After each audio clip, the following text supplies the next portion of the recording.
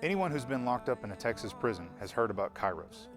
KAIROS means God's special time, and with that in mind, a worldwide ministry works to lift up their fellow man and show them that they are loved.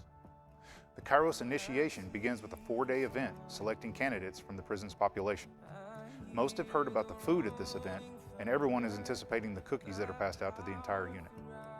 This is a major event that relies on volunteers to donate their time, talent, and treasure to make happen. I was fortunate enough to sit and speak with some of the people involved with the 53rd KAIROS at the Robertson Unit in Abilene, Texas. All were enthusiastic and forthcoming in sharing their experiences, and it is my hope that in presenting this material that you will have a little better understanding of what goes into making KAIROS happen and the lasting impact of the KAIROS community. So I'd like to begin with, what is KAIROS? KAIROS is a Christian ministry. To understand what I mean by that means that every volunteer that you meet whenever you participate in KAIROS is a Christian. Okay, it does not mean that you have to be a Christian to participate in KAIROS. So again, we have lots of Buddhists, we have Muslims, Jews, whatever religion you want to name that participate in KAIROS. But it does mean that the volunteers are Christian. Basically centered around sharing the love of God with everybody here at the prison. Could you tell me how you became involved with KAIROS? There's another similar thing to this called Walk to Emmaus, and I was involved in that a lot. It's the same, pretty much 4-day weekend, and they talk about KAIROS being prison ministry, and then I have some gentlemen that have been involved in KAIROS that they kept saying, you need to do it, and then so I was going to do it. My kids got a little older, and then one thing, my wife got into it, and she works on the outside. She's one of the angels actually in Snyder at the unit there, and she had a great time doing that on the outside, and I thought, you know, what better to go inside? And so really my wife was the one that kind of pushed me to go to prison, and so that's kind of how I got into it. I got in KAIROS back in 94, this unit up in 92, and I went through the very first one, number 1, in the schoolhouse. And then I was a song leader, and I was doing other things with KAIROS and other things on this unit. When you say you were involved with the first KAIROS on the Robertson Unit, that wasn't as a volunteer? No, that was an inmate. What did you think of that experience? It was awesome. I mean, it shocked me because most time when you get locked up, everybody thinks you're an outcast. You're a nobody. Well, through the years, I've learned that's a lie, because there's people that care.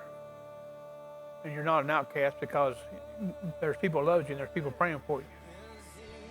So when you got out, what made you come back as a volunteer for KAIROS? To me, this is family.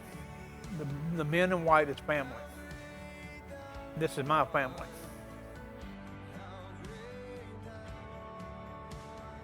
What are some of the challenges you face when making this event a reality? You know, a lot of guys don't realize what's involved. So to pull off a KAIROS, we have 5 weekends that are mandatory, pretty much mandatory that you attend. So you're going to give up 5 Saturdays. Okay? You're going to do all the things that are involved with that. There's just so many elements to this thing, and it's like a small military maneuver when you're feeding 90 people to 100 people 5 times during a weekend. So the problems are finding funding for that, because it's all donations. Okay? Finding enough people that can give up that much time, that's a big deal, especially nowadays with younger people. It's hard for them to commit 5 weekends if they have children playing soccer, and they have all the other little things that go on in life, so that's really hard. And so that's why you look around the room, it's mostly older people that have that time to do it. Now, as treasurer, we have a bank account and all that we collect the money, and we have a treasurer and a financial secretary. So being a nonprofit, we have rules that we follow to be sure that the money is secure and safe, and that it's not spent on frivolous things. It all goes to the mission. And all of our donations pretty much go to the men and the food, and be able to put on this awesome weekend, you know. So it used to cost around 10 grand to have a KAIROS weekend, but now lately with the price increases and inflation and everything, it's up around $15,000 to put on a weekend. For the program itself, it's outside involvement. bringing in fresh ideas, fresh people. It's not a prevalent topic in a lot of churches, I guess, you know what I mean? And so it's a little harder to get people. Prison ministry is one of those things where a lot of people are like, yeah, it sounds great, but it ain't really for me, you know? And so that's really an obstacle as far as the program itself goes, is getting somebody to kind of step out of this comfortable place of saying, like, I can pray for those people, but I don't have to go do anything for those people. You know what I mean? To get them past this place of seeing those people. You know what I mean? Honestly, like seeing that it's people. It's people that need the Lord just like anyone else does. You know what I mean?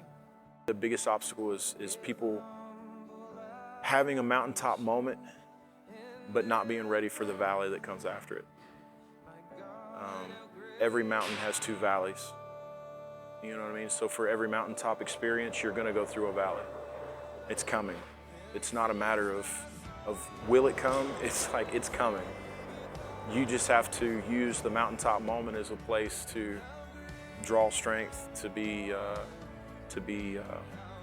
confident enough in the fact that there's something on the other side of that valley that you can't see yet, and courageously stepping into it and just seeing what happens. What part of the weekend stands out to you the most? It'd be odd if I didn't say worship. So All right. the worship is my deal. It's my thing. Okay. Is that your favorite part, or is there some other part? That's probably my favorite part. And what do you think that the inmates' favorite part of the 4-day walk is? You know, without asking a bunch of them, I don't know. A lot of them love the worship. Some of them, you know, of course, the first day they'll say they come for the food. Right. But I don't know, a lot of them find salvation, they find freedom. We have a deal called open mic, and everybody gets to come up if they want to and talk about what the weekend's meant to them. And I've really got to know some guys well. That's one of my favorite. I would not like to, if I had to miss something, that would be the one thing I did not want to miss, would be open mic on Saturday. I have to ask about the cookies. Everybody knows about them. What about behind the scenes? The cookies, yeah. You know, there's anywhere from, everybody gets, we pack them in 8s. So there's an 8-pack, and there's over 3,000 packs of cookies. After they're all packaged up in the little 8-packs that we send out, we had 3,086 or 3,086 packages of cookies, okay? Do the math, that's a lot of cookies. I think I wrote a check for around $8,000 for cookies. Wow. That's a lot of cookies. Then they bring the cookies in these big trays. We get them at United Bakery, and a lot of people bring them in that cook them at home and things like that. And so we get them all mixed together. My wife and I have baked close to 100 dozen, just me and her in one day in our little travel trailer. That's a little bitty oven, but we have a blast doing it. And it's just one way to love people that we don't know, is share cookies with them. We were really blessed last night. After about probably 2 hours, all of a sudden this little church from Clyde showed up with about 30 high schooler and middle schoolers, and man, they helped us knock it out like crazy. And so that was really a beautiful thing. So we're like, thank you, Jesus, for this labor that you sent us, you know, because we didn't know they were coming. They just showed up, and they'd heard about it. And so it was really a beautiful thing. But there's just a lot of moving pieces to this thing, and there's a lot of places where you can go wrong, but somehow God seems to always work through it. So the weekend is just the beginning, correct? Is there a continuing community? The walk is so cool, but the continuing ministry is amazing, just because it's like a whole new group of guys that still come back together as KAIROS, and they do the community, and they've got prayer and share, and it's just it's a way to keep each other built up and accountable, and just continue to show God's love to each other. That's where the real rubber meets the road, because we really kind of do this to teach those guys to sit in groups and share what was going and pray together. So we call them, share in prayer groups. And that's where you really build those deep relationships. During the walks, we coordinate the inmate servers, kind of work behind the scenes to serving the food, the drinks. We take care of all the prep work, the cleanup work. That way the candidates, they have nothing to worry about except just feeling that love and experiencing that love.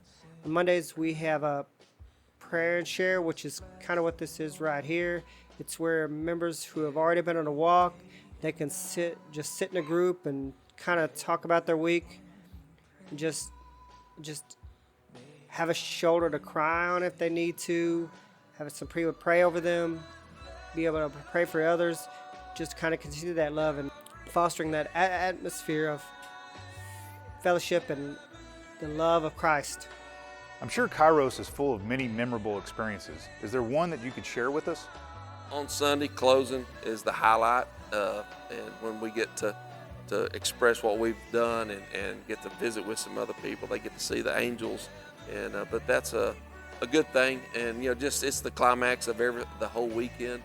But that I would say when they get to come up and give us their experience and what's been changed in their life, and I think that's the highlight of most of the participants that show up of the 42. I'd like to say I love these guys.